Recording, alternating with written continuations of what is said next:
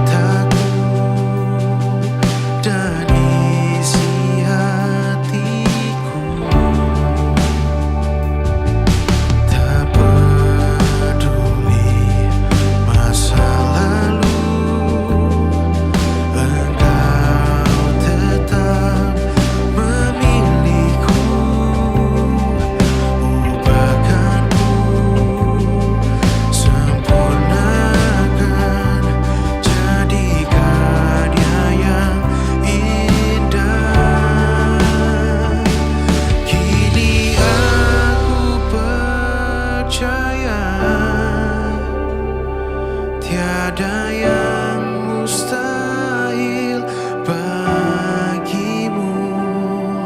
Kuasamu kuatkanku, dasarku berharap.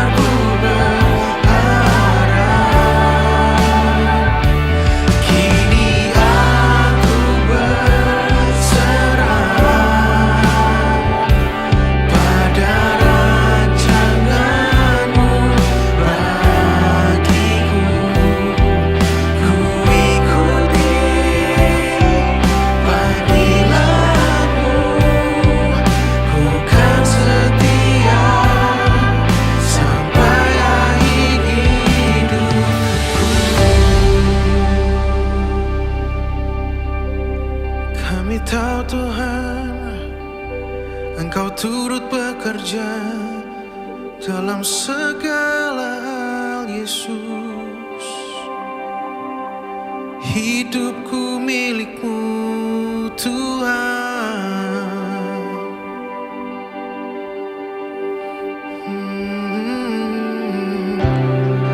Aku kan setia.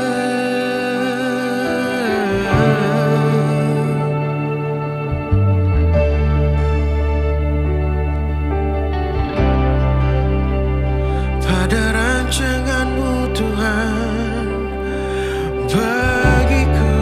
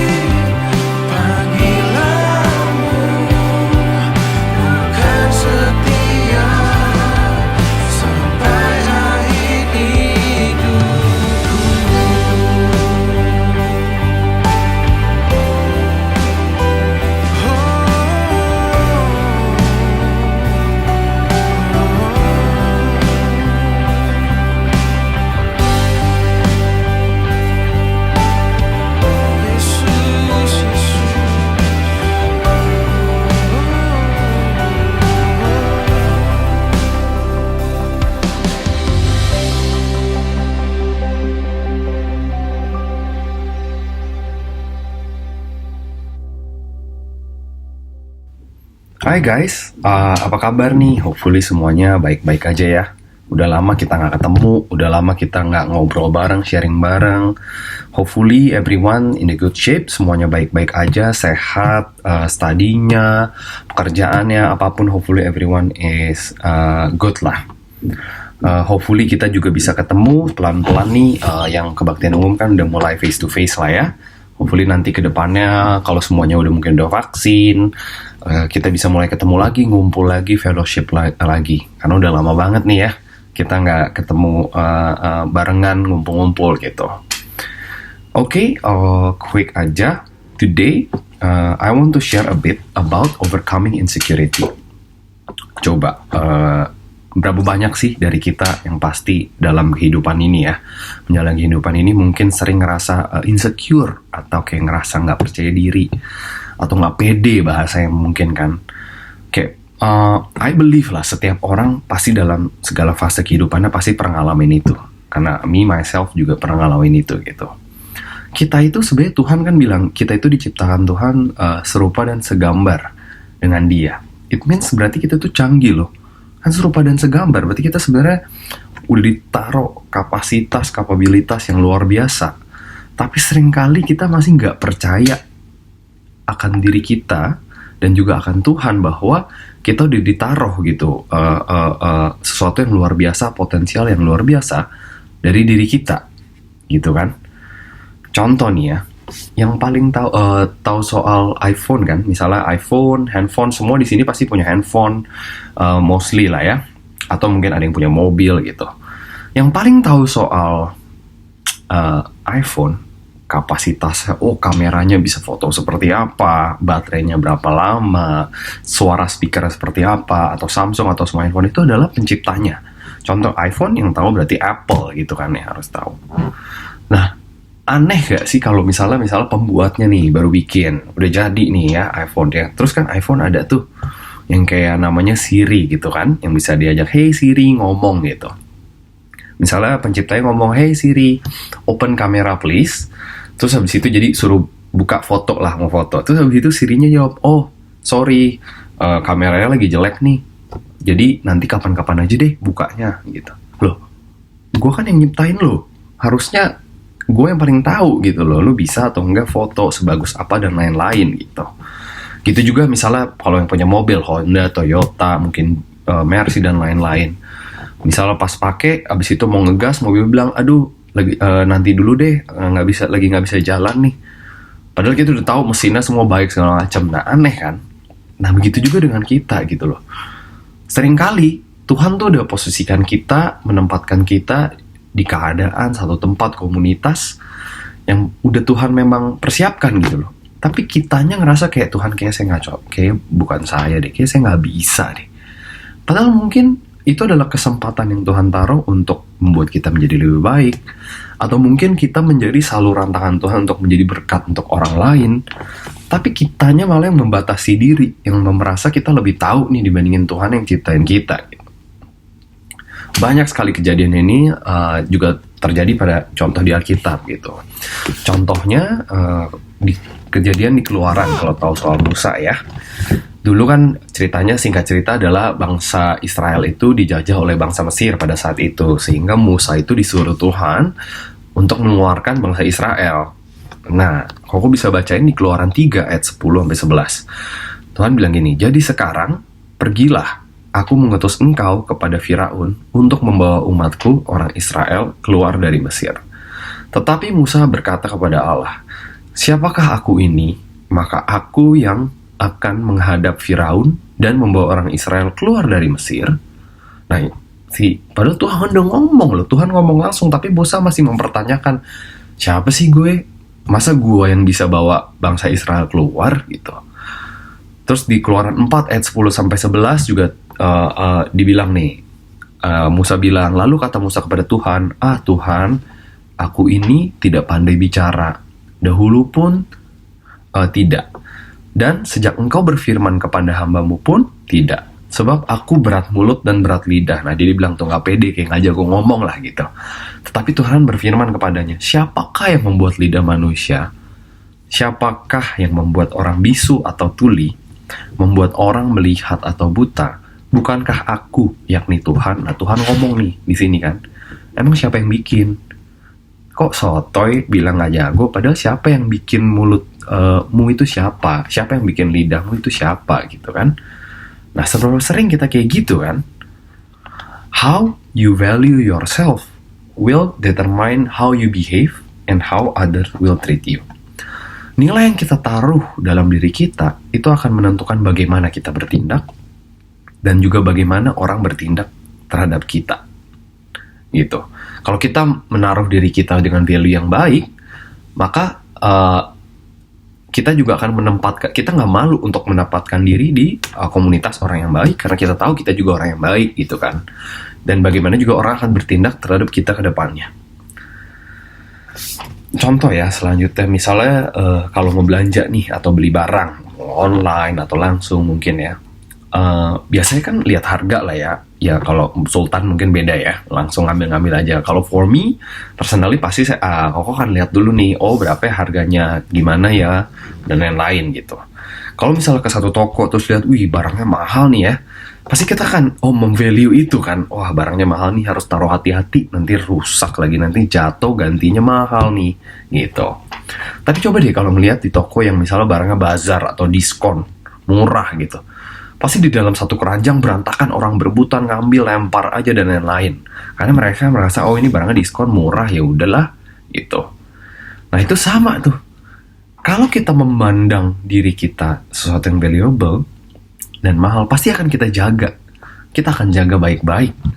Tapi kalau kita merasa diri kita, nggak ada value-nya lah, udahlah, udah hancur aja, maka kita akan nggak peduli. Kita nggak akan bisa merawat diri kita in terms of bukan physical doang toh ya, tapi mentally kita juga. Bagaimana melatih diri kita, kepintaran kita udah nggak peduli karena kita nggak punya kepercayaan diri gitu. Contoh selanjutnya nih ya, misalnya kita tahu kan kalau misalnya di luar negeri kayak di Singapura, mungkin di Jepang, itu tuh negaranya bersih, punya peraturan yang ketat, nggak boleh buang sampah sembarangan. Kalau buang sampah bisa dihukum dan lain-lain, sehingga kotanya bersih banget. Karena tempatnya udah bersih, kita misalnya mau buang sampah pun ya selain takut, kita juga udah bersih nih. Kayak nggak beranilah buang sampah sembarangan. Nanti kotor, nanti dihukum, nanti dendanya mahal. Tapi contoh kita di tempat kotor, misalnya contoh di Indonesia masih banyak lah ya beberapa wilayah yang banyak orang buang sampah sembarangan. Orang buang aja karena tahu udah kotor lah. Orang juga udahlah biarin aja udah kotor, buang-buang aja gitu. Nah, it's the same. Kalau kita melihat value dari kita, memang kita punya value, kita bersih, maka kita nggak akan segampang itu untuk mau membiarkan sampah masuk ke dalam kehidupan kita. Sampah itu bisa berbagai hal ya, hal yang tidak baik, komunitas yang tidak baik, omongan yang tidak baik, cara pikir yang tidak baik gitu. Tapi kalau kita ngerasa diri kita udah gak ada value, kotor ya, maka kita nggak peduli. Mau sampah yang masuk kita terima-terima aja, sehingga makin memperburuk keadaan diri kita sendiri. Makanya apakah kita memperlakukan dan menilai diri kita baik? Apakah kita menilai diri kita penting? Apakah kita bisa mengampuni diri kita sendiri ketika kita melakukan satu kesalahan? Apakah kita didapat sayang dan mengasihi diri kita sendiri? Kalau kita nggak bisa sayang atau suka atau memvalue diri kita sendiri dan menjalin relationship dengan orang lain, it means berarti kita sedang memberikan sesuatu yang kita tidak suka dengan orang itu. Kalau kita punya relationship dengan orang lain, pastinya either ya mungkin pasangan atau sahabat atau siapapun lah ya, itu kan berarti kan kita memberikan part of ourselves, bagian dari diri kita. Bisa waktu, bisa mungkin perlakuan, sifat dan lain-lain. Nah, kalau kita merasa diri kita tidak baik, berarti kan sesuatu yang kita berikan untuk orang yang kita sayangi itu adalah sesuatu yang tidak baik juga. Iya kan? Banyak orang tuh yang gak suka, gak pernah merasa puas untuk dirinya sendiri. Terutama tuh biasanya karena suka membandingkan dengan orang lain, sehingga gak tahu atau lupa cara yang mengucap syukur. Tuhan itu punya rencana yang berbeda-beda untuk setiap daripada kita. Karena masing-masing orang punya rencana yang berbeda-beda, so ngapain lagi kita masih harus membandingkan diri kita dengan orang lain? toh memang part yang dikasih Tuhan atau jalan yang dikasih Tuhan terhadap kita dan teman kita dan saudara kita dan even keluarga kita sendiri itu berbeda-beda gitu. So nggak ada alasan untuk kita harus tidak percaya diri karena kita ngebandingin diri kita dengan orang lain. Di Bilangan 13 ayat 32-33, Koko bacain. Juga mereka menyampaikan kepada orang Israel kabar busuk tentang negeri yang diintai mereka, dengan berkata, negeri yang kami lalui untuk diintai adalah suatu negeri yang memakan penduduknya. Dan semua orang yang kami lihat di sana adalah orang-orang yang tinggi perawakannya. Kami juga lihat di sana orang-orang raksasa, orang enak yang berasal dari orang-orang raksasa, dan kami lihat diri kami seperti belalang. Dan demikian juga mereka terhadap kami. Nah ini cerita ketika ceritanya Musa udah bawa keluar nih bangsa Israel. Terus habis itu dengan udah ada Yosua juga. Cerita Yosua kalau ingat mereka mau masuk ke dalam satu negeri. Dan habis itu ada pengintai dulu nih untuk ngecek dong. Biasanya ini gimana nih, bisa nggak kita masuk dan lain-lain gitu kan. Tapi dari 10 orang pengintai ini kebanyakan dari mereka nggak pede gitu. Kebanyakan dari mereka nggak pede ngelihat orangnya gede-gede nih. Mereka melihat diri mereka tuh seperti belalang. Nah kalau kita ngelihat diri kita seperti belalang, anak kecil atau bayi pun juga kelihatannya gede, right? Gitu. Sehingga again kembali lagi, it how we see ourselves in our life. Gitu. If you want to be great, you have to think and act like one. Kalau kamu mau menjadi hebat, menjadi besar, maka kamu harus berpikir dan bertindak seperti itu. Nah, di Bilangan 14 ayat 6, dibilang, tetapi Yosua bin Nun dan Kaleb bin Yefune, yang termasuk orang-orang yang telah mengintai negeri itu, mengoyakkan pakaiannya, dan berkata kepada segenap umat Israel, negeri yang kami lalui untuk diintai itu adalah luar biasa baiknya. Jika Tuhan berkenan kepada kita, maka Ia akan membawa kita masuk ke negeri itu, dan akan memberikannya kepada kita. Suatu negeri yang berlimpah-limpah susu dan madunya. Nah, Yosua nih dan Kaleb dan juga orang-orang yang mengintai tadi, itu yang dilihat tuh sama, right? Tetap orang-orang yang besar, tapi mereka lihat dari positifnya, lihat wah negerinya baik nih, cocok untuk kita dan lain-lain. Dan mereka percaya mereka punya Tuhan. Makanya mereka bilang tadi kan, jika Tuhan berkenan kepada kita, maka Ia akan membawa kita masuk ke negeri itu dan akan memberikannya kepada kita, suatu negeri yang berlimpah-limpah susu dan madunya. Nah, sama kalau misalnya kita udah ditempatkan di satu posisi dalam pekerjaan, misalnya atau dalam studi kita, lingkungan teman-teman kita, sekolah baru, atau tempat baru dalam keluarga, apapun itu tempat di mana kita berada, I agree, sometimes pasti bisa kita ngerasa bosen, capek, ngerasa kok gue nggak ngerasa diterima di sini. Tapi kalau Tuhan udah izinkan itu terjadi, berarti Tuhan tahu bahwa ada maksud pasti di balik itu gitu loh. Either yang tadi I've mentioned, kita yang bisa menjadi berkat untuk mereka, kita bisa menjadi contoh untuk mereka, atau kita mau dibentuk, we never know gitu loh. Tapi it depends on gimana cara kita memandang diri kita sendiri. Yang dilihat tadi kan di contoh, yang dilihat mereka itu sama, tapi cara mereka decide masa depan mereka itu berbeda. Yang satu udahlah kayaknya kita kecil, kita gak bakal bisa. Tapi yang satu ngerasa, kalau Tuhan emang berkenan, kita pasti bisa. Beda tuh ya. Yang satu ngandelin Tuhan, yang satu cuman lihat diri dia sendiri, sehingga dia cuman ngandelin diri dia sendiri. Cara Musa memandang dirinya sendiri, dan tadi cara 10 pengintai itu memandang diri mereka sendiri, itu menghalangi rencana dan janji Tuhan yang udah ada untuk mereka. Musa udah dikasih plan dari Tuhan untuk sebagai pemimpin untuk bangsa Israel, dan juga tadi bangsa Israel udah dikasih plan dari Tuhan, rencana masa depan yang baik untuk tinggal di negeri itu. Tapi kalau cuman dengerin, lihat kan, gue ngerasa nggak bisa, gue ngerasa kecil, maka nggak akan bisa mencapai janji Tuhan yang baik yang udah disediakan untuk kita gitu loh. Jadi percuma kalau kita udah sering dengar rencana Tuhan, God's plans in our life, tapi kalau cara pandang kita sendiri itu nggak benar, itu sama aja kita nggak percaya, nggak punya iman terhadap rencana Tuhan untuk hidup kita. Gambar diri yang salah itu menghalangi berkat yang sudah Tuhan persiapkan. Di Matius 22 ayat 39, ini juga kita sering dengar, kan Tuhan bilang, kasihilah sesamamu manusia seperti dirimu sendiri. Nah, kalau kita aja nggak merasa diri kita berharga, kalau kita aja tidak mengasihi diri kita sendiri, bagaimana kita bisa mengasihi orang lain? Bagaimana kita bisa menghargai orang lain di hidup kita?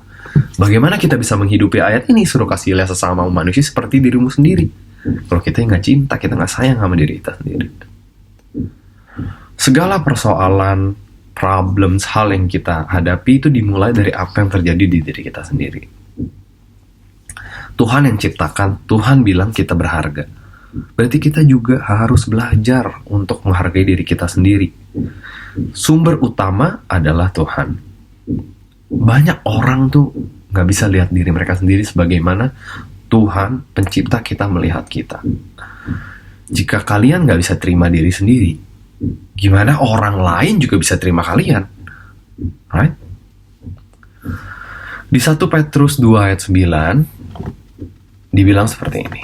Tetapi kamulah bangsa yang terpilih, imamat yang rajani, bangsa yang kudus, umat kepunyaan Allah sendiri, supaya kamu memberitakan perbuatan-perbuatan yang besar dari Dia, yang telah memanggil kamu keluar dari kegelapan kepada terangnya yang ajaib. Nah, Tuhan udah bilang nih, kamu bangsa yang terpilih, imamat yang rajani, bangsa yang kudus, kepunyaan Allah, supaya kamu memberitakan perbuatan-perbuatan yang besar dari Dia.